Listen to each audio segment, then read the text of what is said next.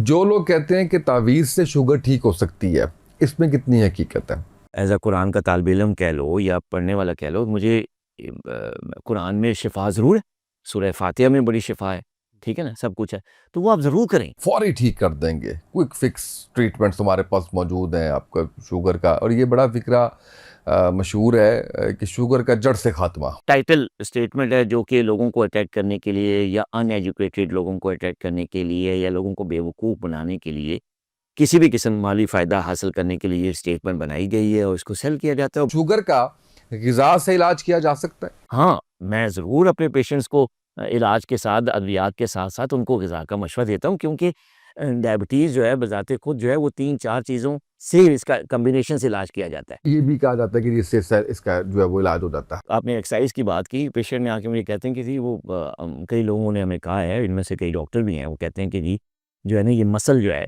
ये अगर नहीं होंगे, मसल वीक हो जाएँगे तो फिर शुगर हो जाएगी। शुगर के वज़ीफ़े भी लोग जो है वो बताते हैं। इसका कोई ताल्लुक है इस चीज़ से? मैं दवा देता हूँ और साथ में ना ड्यूरिंग एग्ज़ामिनेशन में सूरह फातिहा पढ़ के उनको फूँकता हूँ। उनको नहीं पता चलता। बस दिल में पढ़ी और उनके ऊपर एक हल्की सी फूँक मार दी। ठीक है? तो मैं बिलीव करता हूँ कि अल्लाह ताला की आयत में शिफ़ा ज़रूर है। होम रेमेडीज़ भी करते हैं बहुत से लोग ना। मैं तकरीबन हर दूसरे मरीज़ को मैं डाइट चार्ट भी दे रहा होता हूँ और उनको डिफरेंट किस्म की होम रेमेडी, जैसे चिया सीड का मैं काफ़ी वो कहता हूँ कि यार ये पानी पिएँ। जो हर तरफ से लूट रहे हैं उन पेशेंट्स को, जो उनके पास उनके हत्थे चढ़ जाते हैं। आप भी फेस करते होंगे, देखते होंगे, लोगों को भी सुनते होंगे, हम भी देखते हैं। बिला वजह के टेस्ट लिख के देना, उन टेस्टों के ऊपर हमें तो ये पता है कि कमीशन लगे हुए हैं। दवाइयाँ हैं, हमें ये पता है कि उनके ऊपर कमीशन लगे हुए हैं। ये अब ज़ाहिर है मेरी फ़ील्ड के बारे में आप सवाल कर रहे हैं, बल्कि मैं अगर उसको मुहावरतन कहूँ तो ये मेरे पेटी भाइयों के बारे में आप सवाल कर रहे हैं। स्टार्ट करने से पहले इस बात पे मैं एक बात कहूँगा कि पाँचों उँगलियाँ बराबर नहीं होती। आपको भी ऑफर्स आती हैं कि जी आपको हम टूर देंगे, आप ये वाली दवाइयाँ रिकमेंड कर दें। होता है, ये फार्मास्यूटिकल इंडस्ट्री भी हमारा पार्ट है ना। ऐसे मरीज़ जब आपके पास आते होंगे जो फ़ीस अफ़ोर्ड नहीं कर सकते होंगे, तो उनको फिर कैसे ट्रीट करते हैं? ज़रूर चार्ज करता हूँ ताकि मेरी जो प्रिस्क्रिप्शन है दवाई में उसकी साइकी में ये चीज़ आ जाए, उस दिमाग में आ जाए कि इसमें कुछ ना कुछ पैसे ज़रूर लगे हैं, लिहाज़ा इसमें शिफ़ा है। बिस्मिल्लाहिर्रहमानिर्रहीम, अस्सलाम वालेकुम। आप देख रहे हैं उसामा तैयब पॉडकास्ट। कभी दफ़ा ऐसा हो रहा है कि इतनी जल्दी आप देखेंगे कि हमारे इस पॉडकास्ट में कोई मेहमान दूसरी दफ़ा आए हैं। इवन जब हमने इंजीनियर मोहम्मद अली मदर साहब के साथ सीज़न 2 का आगाज़ किया था, तो वो भी 1 साल बाद हमने दोबारा उनके साथ पॉडकास्ट किया और आपकी खिदमत में पेश किया। लेकिन हम इतना मजबूर हो गए कि डॉक्टर शाहिद नदीम साहब को हमें कमोबेश 1 डेढ़ माह बाद ही दोबारा रहमत देना पड़ी और उनको ये गुज़ारिश करना पड़ी कि आप जब भी लाहौर आएँ, क्योंकि डॉक्टर साहब इस्लामाबाद में होते हैं, उनसे ये गुज़ारिश की कि जब भी आप लाहौर आएँ तो आपने हर सूरत हमारे पास आना है, क्योंकि शुगर के हवाले से, डायबिटीज़ के हवाले से जो आपकी खिदमात हैं, जो आप का तरीक़ा इलाज है, उसकी ना तो कोई मिसाल मिलती है और दूसरी चीज़ ये है कि इतने अच्छे से गाइड करते हैं चीज़ों को लेके। कोई ऐसी होप नहीं दिलाते, कोई इस तरह से झूठी चीज़ नहीं करते जिसका कोई हकीकत में ताल्लुक ना हो, जैसे कि बाकी लोगों से हम सुनते चले आते हैं। तो बहुत से सवालात थे आपके इनकी पॉडकास्ट से, सवालात के एक अंबार थे जो मैं देख रहा था, तो उसमें भी हम चाह रहे थे कि बहुत सी चीज़ें जानें डॉक्टर साहब से। डॉक्टर साहब, बहुत शुक्रिया आपका, आप तशरीफ लाए, बड़ी खुशी हुई मुझे। कैसे हैं आप? अल्हम्दुलिल्लाह का शुक्र, मैं बिल्कुल ठीक-ठाक। टाइम मैनेजमेंट ठीक चल रही है? टाइम मैनेजमेंट मुश्किल हुई है, लेकिन रमज़ान की आपको पता है रूटीन्स आर डिफरेंट है और फिर बड़ी जल्दी लाहौर आना भी पड़ा। तो टाइम मैनेजमेंट मुश्किल है लेकिन कर ली है। अच्छा डॉक्टर साहब, मैं आज जो टॉपिक आपके साथ रखा है ना मैंने, वो ये रखा है कि बहुत से ऐसी मिसकंसेप्शंस हैं, और हो सकता है कि वो मिसकंसेप्शंस ना हो, वो वाकई में ऐसा होता हो, लेकिन मैं चाहता हूँ कि उसके ऊपर बात की जाए और जाना जाए आपसे कि हकीकत में क्या ऐसा होता है। तो सबसे पहले तो मैं आपसे ये जानना चाहता हूँ कि जब मैंने इस पे प्रोग्राम किया आपके साथ, तो उसके बाद बहुत से लोगों ने इस पर रब्ता भी किया मेरे साथ, बहुत से लोगों ने आपका राब्ता नंबर भी मांगा, आपका क्लिनिक का भी पूछा, और बहुत से सवालात भी आए हमारे इनबॉक्स में। टीम ने वो सारे मुझे इकट्ठे करके दिए, जिसके लिए मैंने कहा कि आपको दोबारा ज़हमत दी जाए। तो उसमें सबसे पहला सवाल ये है कि जो लोग कहते हैं कि तावीज़ से शुगर ठीक हो सकती है, इसमें कितनी हकीकत है? देखिए तावीज़ ज़ाहिर अल्लाह ताला का कलाम है और तावीज़ 2 तरह के होते हैं। मैंने जो अपने बुज़ुर्गों से सुना है, मैं देखा तो नहीं है, मैंने, लेकिन जो मेरी वालदा मुझे बताती थी कि ये तावीज़ 2 तरह के होते हैं। अब आप मुझे करेक्ट कर लें अगर आपके पास इन्फॉर्मेशन है। एक तो वो तावीज़ हैं जिसमें वाक़ई कुरानिक आयात जो हैं वो लिखी जाती हैं। मुख्तलिफ़ किस्म के वज़ीफ़े लिखे जाते हैं, कुरान की आयात ही होती हैं जो कि लिखी जाती हैं। वर्ड्स के फॉर्म में या पूरी आयत लिखी जाती है, कभी आधी आयत लिखी जाती है, कोई एक वर्ड यूज़। दूसरे तावीज़ होते हैं कि उसमें कुरानिक लफ्ज़ नहीं होते। वो वैसे ही कोई अपने ही ईजाद करदा अल्फ़ाज़ जो है ना अरबी या उर्दू में लिख के जिसका कुरान से ताल्लुक़ नहीं होता वो लिखा जाता है। ऐसा भी होता होगा। मुझे वालदा बताती थी कि 2 तरह की तावीज़, तो वो तावीज़ों का इस्तेमाल किया जाता है, बाज़ों को घोल के पिलाया जाता है, बाज़ों को लटकाया जाता है गले में और कभी बाँधा जाता है, मुख्तलिफ़ तरीके होते हैं, आपको बेहतर पता होगा, लोगों को भी पता होगा। तो देखिए हम सब मुसलमान हैं और अलहम्दुलिल्लाह अल्लाह का शुक्र कि जितना मेरा मेडिकल साइंस से ताल्लुक़ है, उससे ज़्यादा मेरा ताल्लुक़ मज़हब से, इस्लाम से। मैंने इसको पढ़ा भी है और कुरान के का तर्जुमा और तफ़सीर मैंने पूरी पढ़ी है और सुनी भी है। जी। अच्छा, अब क्योंकि इस्लाम का जानना ये नहीं है कि सिर्फ़ जो है ना उलमा हज़रात जो हैं या जो मौलवी हज़रात हैं, सिर्फ़ उन्हीं का फ़र्ज़ नहीं है। हम सब का बज़ाते मुसलमान, हाँ, हर मुसलमान का फ़र्ज़ है कि वो अपने मज़हब को समझे, जाने, उसको प्रैक्टिस करे। कुरान प्रैक्टिस करने के लिए आया। तो जहाँ तक ये बात है कि जी शुगर इसके तावीज़ों का ताल्लुक है कि नहीं है, बिल्कुल नहीं है। लेकिन एज़ अ मुसलमान, एज़ अ कुरान का तालिब इल्म कह लो या पढ़ने वाला कह लो, मुझे कुरान में शिफ़ा ज़रूर है। सूरह फ़ातिहा में बड़ी शिफ़ा है, ठीक है ना? सब कुछ है। तो वो आप ज़रूर करें, ये वो ज़रूर करें। लेकिन at the expense of treatment, कि आप ट्रीटमेंट जो है डिसकंटिन्यू कर दें और किसी कहने में आके भी कहें कि बस ये तावीज़ मैं पहन लूँ या इसको पी लूँ तो इससे शुगर ख़त्म हो जाएगी, ये इलाज हो जाएगा या मैनेज हो जाएगी, तो ऐसा नहीं। आपके कुरानी आयात में, कुरानी सूक्तों में शिफ़ा है, ज़रूर है, लेकिन इलाज करना, डॉक्टरी मशवरे पे अमल करना ये सुन्नत है। बिल्कुल। ठीक है जी? तो ये दोनों को पैरेलल लेके चलना चाहिए। जहाँ तक ये आपने क्वेश्चन किया कि जी जो वज़ीफ़ों से या कुरानी आयात से या तावीज़ों से इसका इलाज मुमकिन है, तो ऐसा बिल्कुल नहीं। ये अनएथिकल बात है। अच्छा, एक हम बड़ा देख रहे हैं आजकल, वो गालिबन अताई डॉक्टर्स ही होंगे जो ये कहते हैं कि हम इसको फ़ौरी ठीक कर देंगे, क्विक फिक्स ट्रीटमेंट्स हमारे पास मौजूद हैं आपका शुगर का। और ये बड़ा फ़िक्रा मशहूर है कि शुगर का जड़ से ख़ात्मा। तो क्या ये अताई डॉक्टर कहते हैं या वाक़ई कुछ ऐसा होता है कि शुगर का जड़ से ख़ात्मा भी हो जाए और फ़ौरी हो जाए? देखिए, ये जो क्विक फिक्स, फ़ौरी हो जाना और जड़ से ख़ात्मा हो जाना, ऐसा मुमकिन नहीं है। हाँ, मैंने शायद कई पॉडकास्ट में या वीडियोज़ में कहा भी है, अपने वीडियोज़ में भी, कि देखें डायबिटीज़ की मुख्तलिफ़ टाइप्स हैं। टाइप 1 है, टाइप 2 है, प्री डायबिटीज़ है। लास्ट पॉडकास्ट में हमने काफ़ी तफ़सील में डिस्कस भी किया। देखिए, जो आपकी टाइप 1 डायबिटीज़ है और जो टाइप 2 डायबिटीज़ है, those 2 are most famous types जो हैं, यही 2 हैं, टाइप 1 और टाइप 2।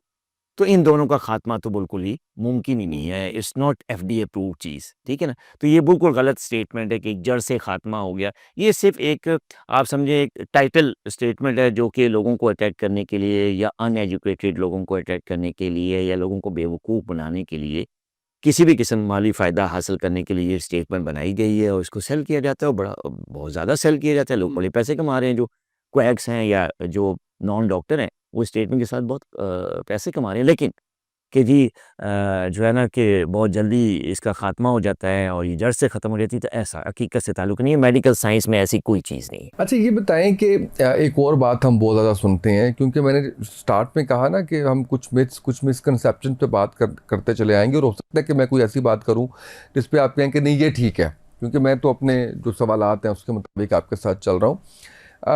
अच्छा, इलाज बिलग़ज़ा हम हुकामात से सुनते भी रहे हैं, और आज अच्छा लगता है ये सुन के जब मेडिकल डॉक्टर भी एहतियात की बात करते हैं खाने पीने में, ग़िज़ा के बारे पे फोकस करते हैं कि अगर आपको फ़लाँ मसला चल रहा है तो फ़लाँ चीज़ से अवॉइड करें आप।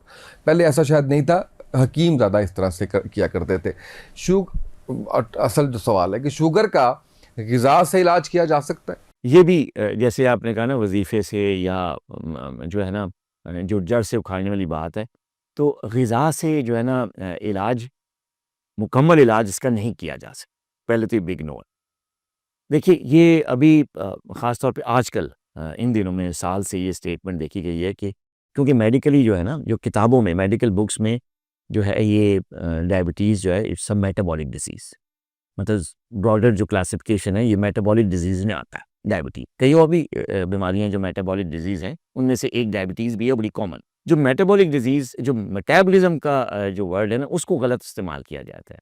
मेटाबॉलिज़्म का जब इस्तेमाल करते हैं वर्ड या मेटाबॉलिक कहते हैं, तो लोग समझते हैं शायद इसका ताल्लुक खाने से है या मैदे से है, ग़िज़ा से है। मेटाबॉलिक जो टर्म है या मेटाबॉलिज़्म जो है इसको समझने की ज़रूरत है, क्योंकि इसी की बेस पे लोगों को बेवकूफ़ बनाया जा रहा है। हालाँकि मेटाबॉलिक डिज़ीज़ का ताल्लुक मैदे से नहीं है, मेटाबॉलिक डिज़ीज़ मेटाबॉलिज़्म जो है वो ऐसा प्रोसेस है, जिसमें जो भी हम खाते हैं, जब वो खा-पी के जब हज़म हो के उससे जो एनर्जी मिलती है और जो एनर्जी सेल में जाती है, इस पूरे प्रोसेस को मेटाबॉलिज़्म कहते हैं, ठीक है? तो इसका जो पहली स्टेज चलो जो मैदे में जा खाना चाहिए, मैदे से ही अब्ज़ॉर्ब होगा। तो इसको वे लोग समझते हैं कि शायद ये मैदे में गया है और खाना तो इससे कोई ताल्लुक ग़िज़ा से है या मेटाबॉलिज़्म से, ऐसा नहीं है। मेटाबॉलिक प्रोसेस जो है बड़ा एक बड़ा एक्सटेंसिव एक बहुत ही एक्सटेंसिव प्रोसेस है, बड़ा डिटेल और कॉम्प्लेक्स प्रोसेस है जिसमें खाना जो है मैदे में जाना खुराक का ये एक वन स्टेप है। उसके बाद अलग अगले स्टेप में उसकी डाइजेशन है। उससे अगले स्टेप में उससे डाइजेशन से जो आपके इंग्रीडिएंट्स बनते हैं ब्लड में, हैं, उनसे उनसे एटीपी या उससे जो एनर्जी निकलती है वो है। वो एनर्जी सेल के अंदर कैसे एंट्री करती है वो एक अलग प्रोसेस है। ठीक है? और सेल उस एनर्जी को कैसे यूज़ करता है ये एक अलग चीज़ है। तो ये मुख्तलिफ स्टेप्स हैं, जो कि पहले स्टेप को मेटाबॉलिक कह के तो इसको मिसअंडरस्टैंड करके किया जाता है कि जी ये कोई ग़िज़ा से ताल्लुक है, ऐसा बिल्कुल नहीं है। हाँ, मैं ज़रूर अपने पेशेंट्स को इलाज के साथ, अद्वियात के साथ-साथ उनको ग़िज़ा का मशवरा देता हूँ, क्योंकि डायबिटीज़ जो है बज़ाते खुद जो है वो 3-4 चीज़ों से इसका कॉम्बिनेशन से इलाज किया जाता है। जैसे मैं कहता हूँ कि it's a combination of 3 things कि जी इसमें मेडिसिन है, फिर इसमें बैलेंस डाइट है, ग़िज़ा है, बैलेंस डाइट, और तीसरी चीज़ एक्सरसाइज़ है। अगर कोई ये कहे कि यार इसमें से 2 चीज़ें निकाल दो, कि जी दवा में निकाल दो, एक्सरसाइज़ में निकाल दो, सिर्फ़ फूड को या ग़िज़ा को पकड़ लो, तो ऐसा नहीं है। ये ग़िज़ाई बीमारी नहीं है, नॉट अ न्यूट्रिशनल डिज़ीज़, ये गलत स्टेटमेंट। बिल्कुल सही है। अच्छा, इसी तरीके से ये सारी चीज़ें जो हम डिस्कस कर रहे हैं अभी, उसमें एक्सरसाइज से इसका इलाज भी कहा जाता है, और वॉक से, रनिंग से, एक्सरसाइज करने से ये भी कहा जाता है कि इससे इसका जो है वो इलाज हो जाता है। जी, जी, जी, वही बल्कि मैंने भी सुना है कई लोगों को जो मरीज़ आते हैं मेरे पास सब कहते हैं वो आपको तो बहुत कुछ सुनना पड़ता होगा, बड़ा कुछ आके बताते होंगे डॉक्टर साहब वो फलाना तवीज़ दिता से ठीक हो गया, मैं भी वो कर लवा, दवाई छाड़ दवा, ऐसा ही है ना? जी, ऐसे ही बिल्कुल ऐसे ही है मेरे पास। बल्कि पेशेंट ये जो आपने एक्सरसाइज़ की बात की, पेशेंट ने आके मुझे कहते हैं कि जी वो कई लोगों ने हमें कहा है, इनमें से कई डॉक्टर भी हैं, वो कहते हैं कि जी जो है ना ये मसल जो है, ये अगर नहीं होंगे, मसल वीक हो जाएँगे तो फिर शुगर हो जाएगी। ये इस तरीके से भी उन्होंने आके मुझे बताया कि जी आपके जो पट्ठे हैं, अगर ये कमज़ोर हो गए तो आपको डायबिटीज़ हो जाएगी। हालाँकि पट्ठों की हेल्थ से डायबिटीज़ का मतलब ताल्लुक नहीं है उसके होने से या ना होने से। हाँ, ये है कि जब डायबिटीज़ हो जाती है और वो अगर अनकंट्रोल रहती है तो पट्ठे वीक हो जाते हैं, मसल वीक हो जाते हैं, न्यूरोपैथी भी उसका एक पार्ट है।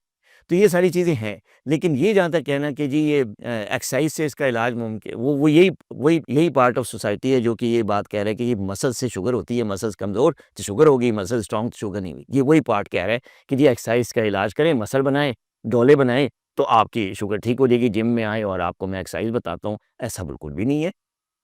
इलाज जो है शुगर का कॉम्बिनेशन है 3 थिंग्स का, उसमें exercise one of the part है, बड़ा इम्पोर्टेंट पार्ट है। जैसे लेकिन ग़िज़ा आपने कहा जैसे ग़िज़ा पार्ट हो लेकिन सकता आप उससे इलाज इलाज नहीं कर सकते। अगर आप ये कहें कि जी आप मसल बना लेंगे या पट्ठे बना लेंगे या एक्सरसाइज़ कर लेंगे सिर्फ़, या किसी किस्म की एक्सरसाइज़ का कह दें कि जी टाँगें यूँ करके इस तरह कर लो और 2-3 डंबल उठा के आप बाइसेप्स बना लो या ट्राइसेप बना लो, इससे डायबिटीज़ बिल्कुल ख़त्म हो जाएगी या उसका इलाज पॉसिबल, तो ऐसा नहीं है, ऐसा। अरे डॉक्टर साहब, ये मोटापे के बारे में भी ये कहा जाता है ना कि मोटापा कम कर लो तो उससे भी ठीक हो जाएगी। जी, जी। या ये भी कहा जाता है कि फैमिली हिस्ट्री है तुम्हारी तो थोड़ा ख्याल करो, अपना वज़न कम रखो ताकि बचो इससे। इससे क्या ताल्लुक है? जी, जी, बिल्कुल, इसका ताल्लुक है बिल्कुल, मोटापे का ताल्लुक डायबिटीज़ है, ख़ास तौर पर टाइप 2 डायबिटीज़। प्री डायबिटीज़ जो बॉर्डर लाइन शुगर है उसका, और ग्लूकोज़ इंटॉलरेंस भी कहते हैं जिसको प्री डायबिटीज़, उसका और टाइप 2 डायबिटीज़ का बड़ा स्ट्रॉन्ग ताल्लुक है मोटापे से। तो जो डायबिटीज़ जो वज़न की वजह से होती हैं और इसमें बेसिक जो प्रोसेस होता है, मैकेनिज़्म होता है अंडरलाइन, वो होता है इंसुलिन रेज़िस्टेंस। जो मोटे लोग होते हैं, जिनका वज़न ज़्यादा होता है, उनको जो प्री डायबिटीज़ होती है या टाइप 2 हो जाती है, बेसिक जो प्रोसेस है वो होता है इंसुलिन रेज़िस्टेंस। उनकी बॉडी में मोटापे की वजह से जो है इंसुलिन रेजिस्टेंस डेवलप होती है और इंसुलिन रेजिस्टेंस की वजह से उनको जो है डायबिटीज़ हो जाती है। तो वो जो लोग हैं अगर अपना वज़न कम कर लें, जिनको वज़न की वजह से डायबिटीज़ हुई है या प्री डायबिटीज़ हुई है, तो उनकी शुगर रिवर्स हो सकती है, उनकी बीमारी बिल्कुल ठीक हो सकती है जब तक वो मोटे नहीं होते दोबारा। बिल्कुल सही है। ठीक है? लेकिन वो ये कह रहे हैं कि जी 100% ख़त्म हो गई है और मैं दोबारा बेशक कुछ भी खा के फिर दोबारा मेरा वज़न हो जाएगा, मैं शुगर ही नहीं, वो दोबारा हो जाएगी।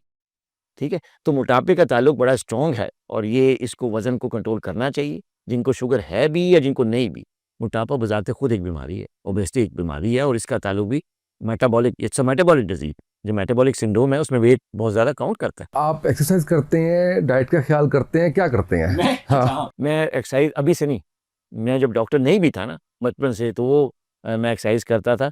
मुझे बल्कि मैं आपको एक वाक़या सुनाता हूँ अपनी लाइफ़ का। उस वक़्त मैंने अभी मैट्रिक में तो पोज़ीशन ली, तो वो अखबार में तस्वीर आ गई। और उन ज़माने में अखबार ही होता था, तो वो बड़ी बात थी। हाँ, एक टीवी पीटीवी होता था जो कि 9 बजे तक ख़त्म हो जाता खबरें सुन के। लेकिन एक अखबार होता था, अखबार में वो जो मैट्रिक में मेरी बोर्ड में पोज़ीशन आई तो फिर मैंने जब अखबार में आया तो ज़ाहिर है जो रिश्तेदार हैं, जो जानने वाले हैं, अम्मी-अब्बू के रिश्तेदार, दोस्त यार अहबाब सब ने मुबारकबाद देनी शुरू की। तो उस हवाले से फिर एक बात चीज़ और भी हुई कि जो लोग जानने वाले थे हमारे उन्होंने कहा कि जी यार हमारा बेटा भी मैट्रिक में है या वो भी डॉक्टर बनेगा और ये करेगा जैसे आपका बेटा बनने जा रहा है। तो आप अपने बेटे से कहें कि हमें थोड़ी देर ट्यूशन पढ़ाएँ। तो उन दिनों से मैं एक्सरसाइज़ कर रहा हूँ, बिफोर मैट्रिक, ठीक है ना? और उन दिनों मुझे अच्छी तरह याद है, एक बड़ा छोटा-सा जिम का इतना जितने आजकल जिम होते हैं उधर जिम इतने कॉमन नहीं होते थे। एक बड़े छोटे से कमरे में एक घर में वो जिम बना हुआ था मेरे घर से थोड़े से फासले पे। तो मैं बाइक पे वहाँ जाया करता था सुबह अर्ली मॉर्निंग बिफोर ब्रेकफास्ट। क्योंकि फिर बाद में फिर पढ़ाई का फिर स्कूल और ये वो टाइम नहीं होता तो मैं जाया करता था। तो एक ट्यूशन के लिए एक जानने वालों ने मेरे अम्मी-अब्बू से कॉन्टैक्ट किया कि जी अपने बेटे से कहें पढ़ाएँ। उनका टाइम ही नहीं, बच्चा पढ़ रहा है आगे तो तुम्हारे बच्चों को पढ़ाए। तो उन्होंने कहा कि अच्छा सुबह-सुबह आ जाएगा फ़जर की नमाज़ के बाद। तो उन्होंने तो मुझसे राब्ता किया मामा में कि यार एक जानने वाले हैं, बड़ा कह रहे हैं कि उनके 2 बच्चे हैं, कुछ आप पढ़ा लो तो उनकी पोज़ीशन आ जाएगी तो तुम ट्यूशन के पैसे ले लो और तुम ज़रा स्कूल से पहले-पहले फ़जर के बाद ही पढ़ा दो, फिर तुम स्कूल चले जाओ या कॉलेज चले जाओ। तो मुझे उन्होंने कहा, मैं कहा नहीं जी मेरा तो जिम है, मैं तो एक्सरसाइज़ करूँगा। मैं तो उस टाइम ज़ाहिर है फ़जर के बाद मैं एक्सरसाइज़ करने जाता हूँ और अगर मैंने वो ना की उस टाइम पे तो मेरे पास कोई टाइम ही नहीं है, शाम को फिर हमने जल्दी सोना होता है, सुबह कॉलेज जाना। तो वो चीज़, तो मुझे अच्छी तरह याद है कि फिर मैंने वो जो पेशकश है वो रद्द की, अपनी वालिदा की बात मैंने नहीं मानी, मुझे अभी आजकल भी उसका अफ़सोस है। अभी मज़ाक में मम्मी ने उनको कह दिया कि यार वो बच्चा एक्सरसाइज़ करता है, उन्हें डोले-शोले बनाने होते हैं, तो तुम मत पिलाना, तो तुम उसको रहने दो। तो ये मुझे अच्छी तरह याद है, मैं बचपन से एक्सरसाइज़ कर रहा हूँ, अभी की बात नहीं और अभी भी अल्लाह का शुक्र है अल्हम्दुलिल्लाह। मैं यही कहता हूँ कि इस्लामाबाद जो है ना इस्लामाबाद जहाँ मेरी रिहाइश है, शुरू से मैं पैदा भी वहीं हुआ। तो इस्लामाबाद का कोई ऐसा जिम नहीं है जिसकी मेंबरशिप मेरे पास ना हो। ठीक है? तो करीब-करीब जहाँ भी हम गए, वहाँ मैंने ले ली मेंबरशिप ले ली, तो अब जो जहाँ पे मैं करीब-करीब मैं वहाँ जाता हूँ और मैं करता हूँ एक्सरसाइज़। बिल्कुल सही है। अच्छा, जैसे अभी मैंने तावीज़ की बात की थी, बाकी चीज़ों पे बात की थी, वज़ाइफ़ भी पूछे जाते हैं। अभी आजकल टीवी पे एक मौलाना आज़ाद साहब हैं, वो काफ़ी ज़्यादा एक्सप्रेस न्यूज़ पे कर रहे हैं, प्रोग्राम कर रहे हैं और काफ़ी वायरल हैं वो। उन्होंने इवन ये भी बताया है कि आपका बिजली का मीटर जो है उसका बिल कैसे कम आएगा, उसका वजीफ़ा भी बताया उन्होंने। हाँ, वो भी बताया है। तो इस तरह से शुगर के वजीफ़े भी लोग जो है वो बताते हैं। इसका कोई ताल्लुक है इस चीज़ से? देखिए, मैंने फिर बताया कि अल्लाह के नाम में, कुरानी आयात में बहुत बरकत है। मैं खुद जो है ना कुरान का तालिब इल्म भी हूँ, पढ़ा भी है, सारा कुछ है, बहुत बरकत है और शिफ़ा भी है। सूरह फ़ातिहा में तो मैंने प्रैक्टिकली जो है वो मैंने जब मरीज़ ठीक नहीं होते मेरी दवा से, मैं दवा देता हूँ और साथ में ना ड्यूरिंग एग्ज़ामिनेशन में सूरह फ़ातिहा पढ़ के उनको फूँकता हूँ। उनको नहीं पता चलता। बस दिल में पढ़ी और उनके ऊपर एक हल्की सी फूँक मार दी। ठीक है? तो मैं बिलीव करता हूँ कि अल्लाह ताला की आयात में शिफ़ा ज़रूर है। लेकिन ये बात कि जी आप ये वज़ीफ़ा कर लो, दवाइयों को छोड़ दो और आपकी शुगर ख़त्म हो जाएगी, आपकी बीमारी चली जाएगी, तो ऐसा नहीं है। आप मुझे वैसे ही लगता है इलाज के साथ-साथ मैं ऐसे जैसे कहता हूँ ना कि आप ये कट लगे और आपका खून निकल रहा है, तो आप वज़ीफ़ा कर रहे हैं, आप तावीज़ कर रहे हैं, उसको वो जो ट्रीटमेंट की ज़रूरत है ना, वो उस टाइम पे ज़रूरत है। वो हील जल्दी कर जाएगा। दवाइयाँ अच्छा असर कर लेंगी, ये अच्छा असर कर हीलिंग प्रोसेस बेहतर हो जाएगा, करेगा नहीं, बिगड़ नहीं, कोई कॉम्प्लिकेशन नहीं होगी, एप्लीकेशन नहीं है। बरकत आएगी, आपकी ज़िंदगी भर की टाइम बचेगा, बिल्कुल ऐसे ही है, लेकिन उसका ट्रीटमेंट उसका जो ठीक है, वो तो उस टाइम कोई नहीं ये बात करेगा जी। कि इस पे फूँक मार लेते हैं, जी, जी। ये खून बंद हो जाएगा। उस टाइम सब भागेंगे, डॉक्टर की तरफ भागेंगे। जी, जी। बाकी चीज़ों पे हम कह रहे होते हैं। ये मुझे अभी एक ख़्याल आया है कि मैं क्योंकि मैं भी मानने वाला हूँ, मैं अक़ीदा को भी मानने वाला हूँ, मैं तबीयत को भी मानने वाला हूँ। मैं समझता हूँ कि कुरान जो है, वो किताब-ए-शिफ़ा है। बिल्कुल हम सबको पढ़ना चाहिए, हम सबको जो है वो अमल भी करना अमल भी करना अमल करना अमल भी करना चाहिए। लेकिन ज़ाहिर है कि ये भी हमें कहा गया है कि साथ-साथ जो है वो जिस चीज़ की वर्क है, कोशिश है और हादसा से बचने का कहा गया है, ये सारा कुछ भी जो है वो साथ-साथ होना चाहिए। बिल्कुल होना चाहिए। मैं आपको एक इंटरेस्टिंग बात बताता हूँ। देखिए, मैं आपको वजह बताता हूँ कि ये जो थिंकिंग है ना कि जी आप जो कट लग गया है या कोई सर्जिकल ऐसा प्रोसेस है या ऑपरेशन है, उस पे नहीं कहेंगे कि आप व वज़ीफ़ा कर लो, डॉक्टर के पास ना जाओ। जो ऐसी बीमारी हैं जो कि chronic diabetes is a chronic disease, it's a progressive chronic disease जो टर्म यूज़ होती है किताबों में भी, it's a progressive chronic disease जिसका मतलब है कि इसने अब आपको अगर आ गई है, हो गई है तो ये चलेगी, ये लाइफ़ टाइम के लिए चलेगी। इससे पीछा नहीं छुड़ा सकते, अब ये चलेगी। ज़ाहिर है जब लंबे टाइम के लिए कोई ट्रीटमेंट चलती है और अगर बंदे अगर आगे-पीछे सही इलाज नहीं करते तो वो अनकंट्रोल भी हो जाती है, प्रॉब्लम भी देती है। तो उसमें फिर ऐसी स्टेटमेंट्स आती हैं। कुछ अनएथिकल लोग, नॉन प्रोफेशनल लोग इस चीज़ में आते हैं कि आओ मैं तुम्हें ये करा दूँ, तो तुम्हारी ये प्रोसेस क्योंकि ज़ाहिर है मेडिसिन ने तो उसको एक रास्ता दिखा दिया, लेकिन प्रोसेस तो खत्म नहीं होगा ना, बीमारी तो रहेगी, चलेगी। तो लोग इस बात पे आते हैं कि यार ये खत्म क्यों नहीं हो रही? तो वो इस बात को, इस हकीकत को समझते नहीं हैं कि यार ये खत्म नहीं हो सकती, इट्स अ क्रॉनिक प्रोसेस, ये चलेगा, इसको कंट्रोल किया जाता है, इसको 100% क्योर नहीं है। इस बात को लोग एक्सेप्ट नहीं करते। जब एक्सेप्ट नहीं करते इस बात को, तो वो क्या है कि वो हीले-बहाने, दूसरे रास्ते, कोई नेगेटिव पाथवेज़, कोई इधर-उधर का रास्ता देखते हैं और उधर फिर ये लोग आ जाते हैं, जो कि वज़ीफ़े के नाम पे किसी खुराक के नाम पे, एक्सरसाइज़ के नाम पे जो है उनको प्रॉपर ट्रीटमेंट से हटाकर उनको एक गलत ट्रैक पे लगा देते हैं, जिससे उनकी सेहत ख़राब होती है। कई लोग दूसरी कॉम्प्लिकेशन का शिकार हो जाते हैं। होम रेमेडीज़ भी करते हैं बहुत से लोग ना, वो उससे फ़र्क पड़ता है? बिल्कुल, बिल्कुल होम रेमेडीज़ से पड़ता हूँ। मैं तकरीबन हर दूसरे मरीज़ को मैं डाइट चार्ट भी दे रहा होता हूँ और उनको डिफरेंट किस्म की होम रेमेडी जैसे चिया सीड का मैं काफ़ी वो कहता हूँ कि यार ये पानी पिएँ, इससे इंसुलिन रेजिस्टेंस भी कम होती है, इससे आपको फाइबर भी मिलता है। फाइबर से आपका जो आपका डाइजेशन का प्रोसेस है, वो स्लो होता है। कार्ब्स स्लोली एब्ज़ॉर्ब होते हैं, स्लोली स्पाइक्स आती हैं, आहिस्ता-आहिस्ता शुगर बढ़ता है। ऐसी कई होम रेमेडीज़ जो है मैं खुद करता हूँ जैसे वॉक अगर नहीं होती वॉक अगर कोई नहीं करता, तो ये भी एक होम रेमेडी है। अच्छा यार तुम टाइम निकाल के जो मस्जिद जो है तुम बजाय बाइक पे जाने की, गाड़ी के जाने के तुम पैदल चल जाओ। ये एक होम रेमेडी थी। एक्सरसाइज़ को लाना है ना ज़िंदगी में, तो मैं कहता हूँ उनको बल्कि लिख के भी देता हूँ कि यार अगर आप तुम ये दवाइयाँ टाइम पे लो और साथ में ये स्टेटमेंट लिखी होती है कि नमाज़ों के लिए आप पैदल मस्जिद जाएँगे और पैदल वापस आएँगे। यानी जब टाइम नहीं है उनके पास एक्सरसाइज़ करने का या जिम करने का ये, तो मैं उनको कहता हूँ यार मस्जिद तो ज़ाहिर ऑफ़िस में हो तो ऑफ़िस मस्जिद तो जाओगे नमाज़ पढ़ के जी, तो नमाज़ पैदल जाओ, पैदल आओ। और फिर उनको मैं ये भी मशवरा देता हूँ कि यार पार्किंग में गाड़ी खड़ी करनी है तो जहाँ जाना है उससे दूर गाड़ी खड़ी करो ताकि वापस आते हुए और जाते हुए तुम्हें टाइम लगे, तुम वॉक करो। तो ये होम रेमेडी। इसी तरह खाने-पीने की कई चीज़ों के मैं मशवरे देता हूँ। उनको मल्टीग्रेन आटे का मशवरा देता हूँ। उनको जनाब कई किस्म के आटे में बनाने का तरीका भी बताता हूँ। तो क्या है? ये होम रेमेडीज़ है। बिल्कुल। लेकिन अगर मैं उनको ये नहीं कहता कि ये दवाइयाँ छोड़ो और ये वाली रेमेडी लो, इससे तुम्हारी शुगर का खात्मा हो जाएगा, ऐसा नहीं है, इसका हकीकत से कोई ताल्लुक नहीं। बिल्कुल सही है। अच्छा डॉक्टर साहब, चलिए थोड़ा-सा आपके आपके बारे में बात कर लें। मुझे ये बताइए बताइए कि जब डॉक्टर बन रहे थे, तो कितनी मेहनत कर रहे थे, कितना पढ़ रहे थे? क्योंकि टॉपर थे ना, जी, जी। तो वो उसको फिर जो है वो कंटिन्यू किया आपने, उसको लेके चले आगे तक? देखिए डॉक्टरी में, मेडिसिन में ना देखें, आपको ना टॉप मेरिट में आना पड़ता है। आपको टॉप मेरिट में आना पड़ता है तभी आपको एडमिशन्स मिलते हैं, ख़ास तौर पे सरकारी इदारों में, सरकारी मेडिकल कॉलेज में। तो उसके लिए पढ़ाई तो बहुत मुश्किल है। मेडिकल कॉलेज आने से पहले भी ये पढ़ाई बहुत ज़्यादा करनी पड़ती है और जब आप मेडिकल कॉलेज में आ जाते हैं, तब भी पढ़ाई बहुत ज़्यादा करनी पड़ती है। क्रिकेट से भी बड़ा जुनून था आपको? जी, अभी भी कभी मौका मिले तो बच्चों के साथ खेलता हूँ मैं क्रिकेट, हाँ। वो भी कुर्बान कर दिया आपने इस फील्ड में आने के लिए? जी, जी, मैं काफ़ी शौक था मुझे क्रिकेट का और बल्कि गर्मियों की छुट्टियों में जब बड़ी ज़बरदस्त टॉप की गर्मी होती है ना, जब धूप लग रही होती है, हम जो है ना, वो खेल रहे होते थे गली में और ग्राउंड में जाके क्रिकेट और अम्मी हमें कह रही होती थी, "यार तुम्हारा रंग काला हो जाएगा, क्यों तुम इस धूप में और गर्मी में तुम क्रिकेट खेल रहे हो?" तो अम्मी को हम बड़ी मिन्नतें करके कहते हैं, "अम्मी छुट्टियाँ हैं, थोड़ा-सा खेलने दे दें।" तो इस हद तक हमें शौक था क्रिकेट का मुझे, बहुत शौक था और कॉलेज लेवल तक भी रहा, लेकिन जैसे-जैसे डॉक्टरी फील्ड में आए, तो आपको पता है टाइम नहीं होता, तो फिर मुझे क्रिकेट को खैर-बात करना पड़ा, लेकिन अभी भी कभी मौका मिले तो हम शौक पूरा कर लेते हैं। फर्स्ट जॉब जब डॉक्टर बने तो उसके बाद कौन-सी थी? डॉक्टर बनने के बाद फर्स्ट जॉब जो है वो प्राइवेट एक हॉस्पिटल में थी और उसमें तो ज़ाहिर है जैसे नाइट शिफ्ट्स होती हैं, सारा कुछ है। जब भी आप जूनियर डॉक्टर होते हैं तो आपको रातों को भी काम करना पड़ता है और बाज़ औक़ात आपकी जब नाइट नहीं भी होती, तो आपको एक कॉल आती है। मुझे अच्छी वाक़या याद है कि मैं सोया हुआ था, ये जब प्राइवेट जॉब कर रहा था, अभी मैं नया-नया डॉक्टर बना था और मैंने सारी नाइट ड्यूटी करके आके तो बड़ी सुकून से सोया था और सोच के सोया था कि आज शुक्र है कि इतने अरसे बाद एक नाइट आई कि मैं सोया हूँ।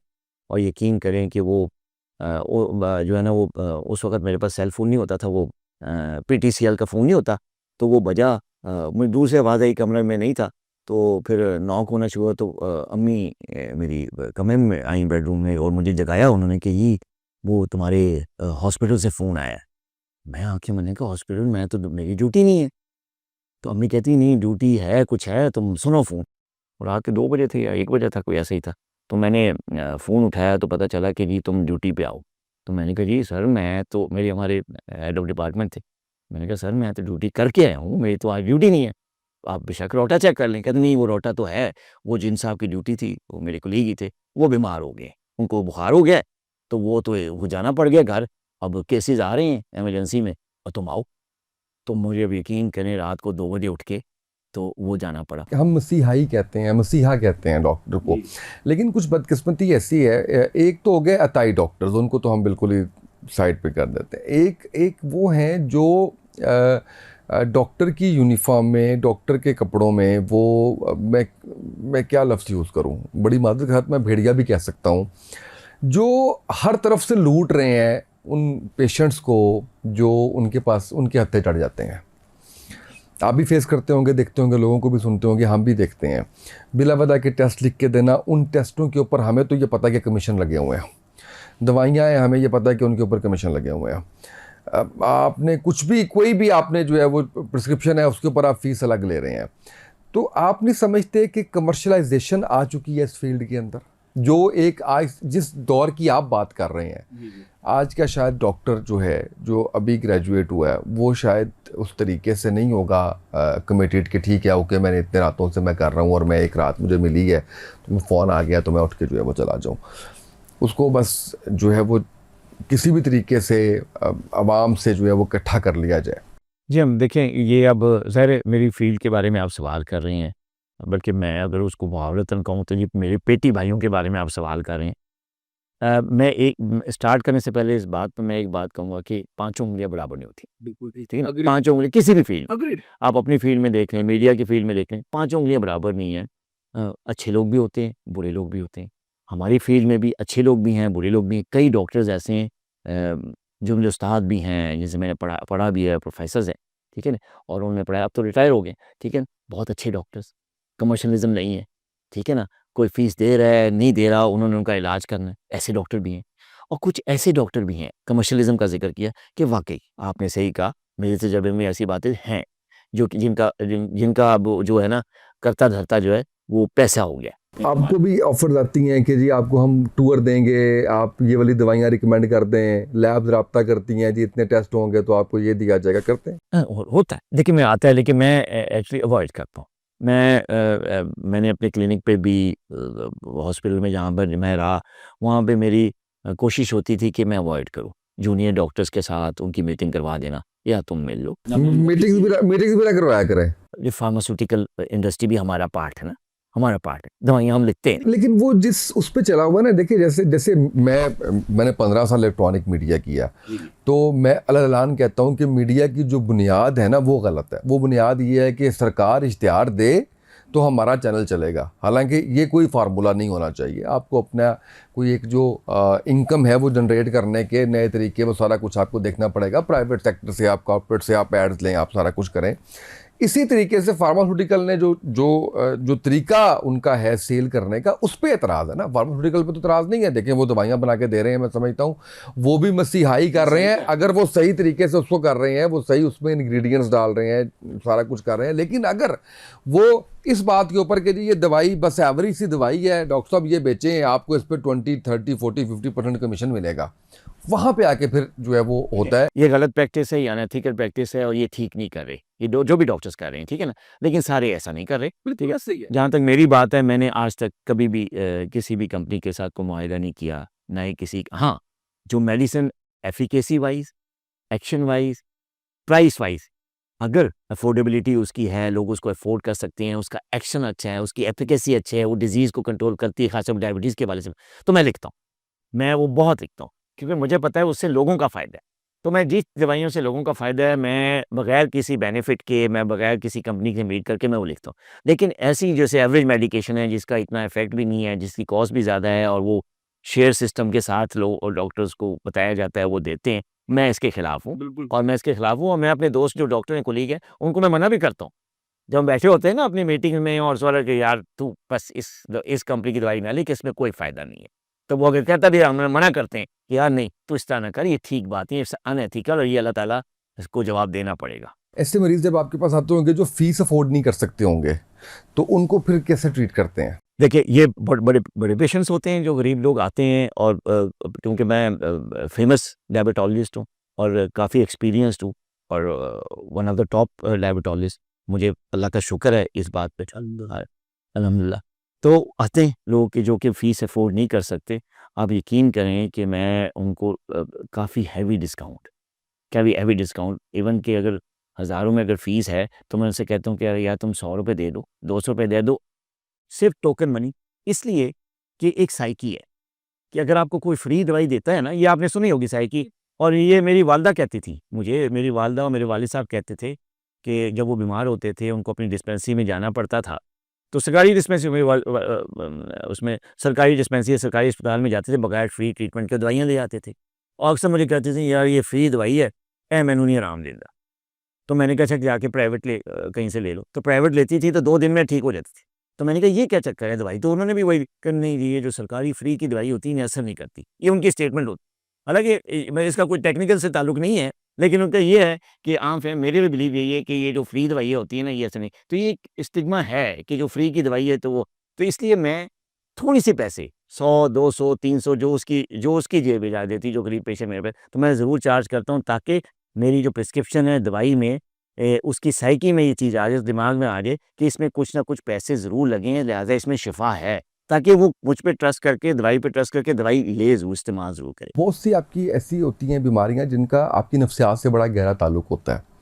जैसे स्ट्रेस का ख़ासकर अगर देखा जाए तो जितना आप सोचेंगे, जितना आप ओवर थिंक करेंगे, उतना आप स्ट्रेस आउट हो जाएंगे, उतनी आप परेशानी और वो सारा कुछ होगा। ऐसे ही आपको कहीं दर्द हो रहा है, सर में हल्का सा दर्द है, तो आपने एकदम सोचना और फील करना शुरू कर दिया कि मुझे बहुत ज़्यादा दर्द हो रहा है, बहुत ज़्यादा हो रहा है, तो वो हो जाएगा। इवन ब्लड प्रेशर के बारे में भी कहते हैं कि बार बार ना चेक करें, आपको वो उस कंडीशन में जाके आपको होता है। शुगर का भी इससे कुछ ताल्लुक है? शुगर का स्ट्रेस से बहुत ज़्यादा ताल्लुक है। नफसियाती किसी उससे कि आप हर वक्त यही सोच रहे हैं कि हो जानी है मैनू या हो गई है मैनू, हुण ऐ शै भी छड़ देवां, हुण ऐ भी कर लवां, ऐसा भी कुछ होता है? ये पेशेंट होते हैं, ऐसे पेशेंट होते हैं जो कि इनकी फैमिली में बड़ी क्लोज़ फैमिली में डायबिटीज़ है, अम्मी को भी है, अब्बू को भी है, बहन-भाइयों को भी है, चेक कर रहे होते हैं, तो उनको ये डर होता है कि मुझे भी ना हो जाए, ऐसा होता है और बार-बार वो चेक कर रहे होते हैं। लेकिन ज़रूरी नहीं है कि उनको फैमिली हिस्ट्री का, उनका लाइफ़स्टाइल ठीक है और उनका वज़न भी नॉर्मल है, वो उनका खाना-पीना भी ठीक है, वॉक और एक्सरसाइज़ भी कर रहे हैं। सिर्फ़ इस बात में से वो है कि यार मेरी फैमिली हिस्ट्री में है, मेरी अम्मी को भी है, तो मुझे ज़रूर हो जाएगी। तो इसका भी है, होता है। और जो लोग ज़्यादा सोचते हैं कि जी अगर मुझे हो जाएगी, तो इसके साथ भी साइकोलॉजिकल लिंक है कि उनको हो भी सकती है। क्योंकि देखिए स्ट्रेस का ताल्लुक डायबिटीज़ से बहुत है। तो जो बंदा सोचता है कि मुझे हो जाएगी, इसका मतलब एंग्ज़ायटी है ना, स्ट्रेस है ना। हाँ, तो जो स्ट्रेस ले तो स्ट्रेस से शुगर का बहुत ज़्यादा गहरा ताल्लुक है और कई लोगों को स्ट्रेस की वजह से डायबिटीज़ हो जाती है। और मेरे एक्सपीरियंस में ऐसे पेशेंट्स आए हैं, जिनका स्ट्रेस खत्म हुआ, नॉर्मल हो गई शुगर। वो सिर्फ़ स्ट्रेस की वजह से उनको डायबिटीज़ हुई थी क्योंकि स्ट्रॉन्ग फैमिली हिस्ट्री थी। किसी टेंशन में आए और जब टेंशन में आए तो शुगर लेवल हाई रहना शुरू हो गया। जैसे ही वो टेंशन ओवर हुई, ख़ास तौर पे इकोनॉमिक टेंशन्स, माली जो कारोबारी चीज़ें होती हैं, वो ओवर हुई, ठीक हो गई। तो स्ट्रेस का बहुत गहरा ताल्लुक है। बिल्कुल ठीक है। अच्छा डॉक्टर साहब, आखिरी सवाल जो मेरा आपसे है, बल्कि चलिए सेकंड लास्ट कर लें। आखिरी ये है, टाइम से है तो फैमिली को कैसे टाइम देते हैं? फैमिली को देखें इतनी बिज़ी रूटीन में देते जो हैं है ना टाइम? नहीं टाइम मैं देता हूँ, क्योंकि मैं हफ़्ते में 1 दिन छुट्टी करता हूँ संडे और ये मैं करता हूँ। और वो पूरा दिन घर वालों के लिए होता है? देखिए वो पूरा दिन घरवालों के लिए सोच लें डॉक्टर साहब, ये ना हो कि वो भी दोस्तों में गुजार आते हो। पूरा दिन घरवालों के लिए होता है, लेकिन कभी महीने में 1 दफ़ा या 2 महीने में 1 या 2 दफ़ा जो है ना दोस्तों को भी टाइम देना पड़ता है। वो ज़ाहिर है वो भी फैमिली का हिस्सा ही होते हैं। दोस्त आपके बचपन के जो हैं, मैं तो उनको फैमिली ही समझता हूँ। जो बचपन के दोस्त हैं वो फैमिली समझता हूँ, लेकिन बहुत कम टाइम देता हूँ, बहुत कम देता हूँ। उनकी भी शिकायत होती है। जिस तरह फैमिली वाले मुझसे शिकायत करते हैं कि टाइम नहीं देते, इस तरह जो मेरे दोस्त हैं बचपन के, उनकी भी एक ही शिकायत है मुझसे, यार तू आता नहीं है। मैं बुलाता तू आता नहीं है, तो मैं कहता हूँ आया तो था, कहता हूँ महीने पहले आए थे। तो अब तो मतलब मैं टाइम देता हूँ सबको, लेकिन लिमिटेड टाइम होता है। लेकिन फैमिली के लिए मेरे टाइम कम है, मैं मानता हूँ इस बात का। और मैं कहता भी हूँ कि फैमिली इतनी बिज़ी रूटीन में मेरे लिए बहुत मुश्किल है टाइम देने के लिए। मेरी कोशिश होती है कि हफ़्ते में 1 दिन उनके साथ टाइम स्पेंड करूँ। और फिर मैंने एक तरीका निकाला है, वो आपको भी कहूँगा अपने दोस्तों से, कि मैं ना बच्चों को खुद छोड़ने जाता हूँ स्कूल। तो वो जो टाइम होता है ना सड़क पे, ज़ाहिर है आजकल थोड़े फासले भी हैं, गाड़ी में टाइम तो वो जो टाइम है मैं यूटिलाइज़ करता हूँ, उनके साथ डिस्कशंस करता हूँ। बड़ा बेहतरीन टाइम वो होता है। टाइम वो मैं डेली देता हूँ। आखिरी सवाल ये है कि हम जब आए ना मीडिया में, तो हमें ये पता चला कि मीडिया एक ऐसी फील्ड है जिसमें आपको रोज़ाना की बुनियाद पे बहुत कुछ पढ़ना पड़ेगा, रिसर्च करना पड़ेगी। फिर आहिस्ता आहिस्ता एहसास हुआ नहीं, ऑलमोस्ट हर फील्ड ही ऐसे ही है। लॉ वाले भी यही कहते हैं, आपके कॉर्पोरेट वाले भी यही कह रहे होते हैं। नई नई चीज़ें आ रही हैं, फिर एकदम आपको पता है डिजिटलाइज हो गया सारा कुछ, तो सारा कुछ उसके मुताबिक देखना पड़ता है। डॉक्टर्स को तो मुझे लगता है कि वैसे ज़िंदगी भर पढ़ना पड़ता है, तो उस वो जो नई रिसर्च और इन चीज़ों को इनको कितना टाइम देते हैं आप? मैं बिल्कुल, ये बड़ी अच्छी बात है, नई रिसर्च आ रही है, मेडिसिन में बहुत ज़्यादा आ रही हैं, नई-नई दवाइयाँ आ रही हैं, नए-नए इलाज आ रहे हैं, नई-नई थेरेपीज़ आ रही हैं, नए-नए फार्मूज़ आ रहे हैं, तो मैं ज़रूर टाइम देता हूँ इसको। टाइम ज़ाहिर है कम होता है, लेकिन मेरे पास रिसर्चेज़ आती हैं डिफरेंट प्लेटफ़ॉर्म से। मैं खुद खुद कई प्लेटफ़ॉर्म्स का पेड मैं मेंबर भी हूँ, जहाँ पे नई रिसर्च हो रही होती है, मुझे पढ़नी पड़ती है, ज़ाहिर है पैसे दिए होते हैं आपको पढ़ाते, तो उसके लिए टाइम निकालना पड़ता है मुझे। और मैं अपने कभी प्रैक्टिस के दौरान या क्लिनिक से उठने से पहले कोई आधा घंटा, पौना घंटा उन पेपर्स को देता हूँ पढ़ने में, वो मैं टाइम लगाता हूँ। बाज़ औक़ात नहीं टाइम मिलता तो पूरे हफ़्ते बाद कोई दिन ऐसा निकालना पड़ता है जिसमें मैं टाइम देता हूँ, तो मुझे डॉक्टर्स को देना पड़ता है टाइम रिसर्च को। ऐसा नहीं है, क्योंकि अगर हम नहीं देंगे टाइम तो हम थोड़ा पीछे रह जाएँगे। तो मेरा क्योंकि नए जो मॉडर्न तरीक़े इलाज है उस पे बड़ा बिलीव भी है, मेरी प्रैक्टिस में भी है हर चीज़, और मैं पेशेंट्स को नई-नई जो है वो थेरेपी से उनका इलाज करता भी हूँ, तो लिहाज़ा मुझे पढ़ना पड़ता है। तो पढ़ना पड़ता है ताकि अगर नहीं पढ़ूँगा तो फिर अपडेट नहीं हो सकेगी ना सारी चीज़। तो मैं पढ़ना पड़ता है, मैं टाइम निकालता हूँ। मुश्किल होता है लेकिन निकालता हूँ। डॉक्टर साहब बहुत शुक्रिया आपका, आप तशरीफ़ लाए। मैं ये समझता हूँ नाज़रीन के आज का भी जो हमारा पॉडकास्ट है वो बड़ी शानदार रहनुमाई थी। ख़ासकर ऐसी प्रैक्टिसेस जो हो रही हैं शुगर के ख़ात्मे के लिए, चाहे वो डॉक्टर्स की तरफ से की जाए, चाहे वो आप अपनी कम इल्मी की वजह से कर रहे हों या कोई भी वजह हो, तो वो करते रहें। हम ये नहीं कहते कि वो ना करें, लेकिन उसके साथ साथ जो उसकी मेडिकेशन या बाकी चीज़ें डॉक्टर साहब जैसे बताई हैं वो आप ज़रूर कीजिए। डॉक्टर साहब से एक बड़ा अच्छा एक ताल्लुक़ जो है वो बिल्कुल भाइयों वाला बन चुका हुआ है हमारा। तो आपसे एक गुजारिश ये है कि आपके जो सवालात वगैरह हों, वो सवालात आप ज़रूर अपने भेजें हमें, और आप कमेंट कर दें हमारी वीडियोस पे, या आप हमें इनबॉक्स कर दीजिए, या डॉक्टर साहब का जो पेज है डॉक्टर शाहिद नदीम के नाम से, जिस पे माशाल्लाह 2.7 मिलियन फॉलोवर्स हैं, मेरे ख्याल 2.8 मिलियन होने वाले हैं, आप उस पर डायरेक्ट क्लिक कर लें। डॉक्टर साहब के नंबर्स भी मौजूद हैं वहाँ पे, आप उनसे भी जो है वो पता कर सकते हैं। अगले हम जिस पॉडकास्ट में बैठेंगे, तो अगर आप लोगों के क्वेश्चन इस पे आए जो आप जानना चाहेंगे, तो वो ज़रूर हम डॉक्टर साहब के सामने रखेंगे, ताकि आपको उस हवाले से भी रहनुमाई मिल सके। आज की पॉडकास्ट से इतना ही, इजाज़त दीजिए, अल्लाह हाफ़िज़।